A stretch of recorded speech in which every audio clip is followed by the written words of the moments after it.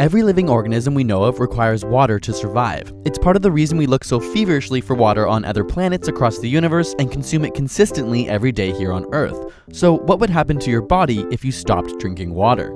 Of course, when we say water, we're including all fluids which simply contain water, like juices, pop, or tea.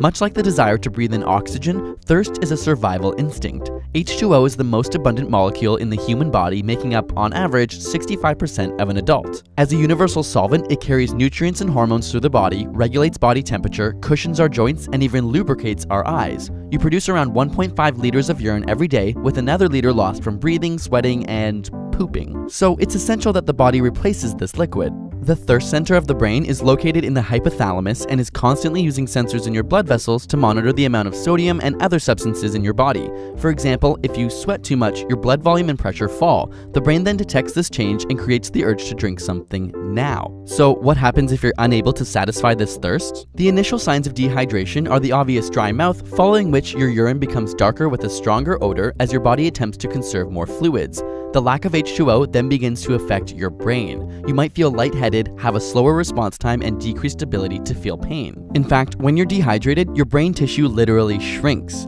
In studies observing hydrated versus dehydrated participants, the same task required more brain power and oxygen in dehydrated individuals compared to those fully hydrated.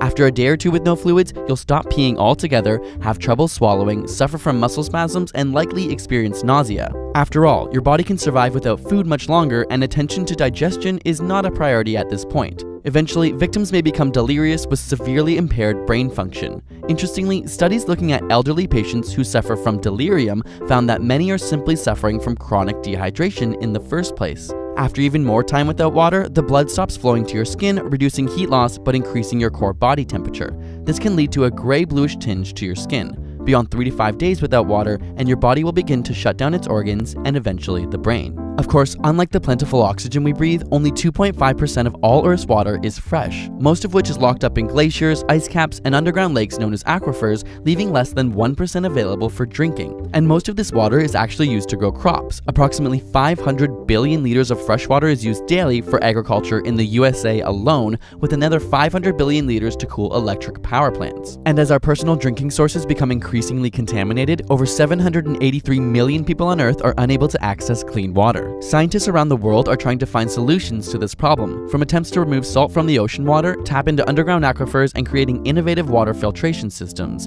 If we look to space, NASA has developed technology for astronauts to turn their urine into water more pure than what we drink on Earth.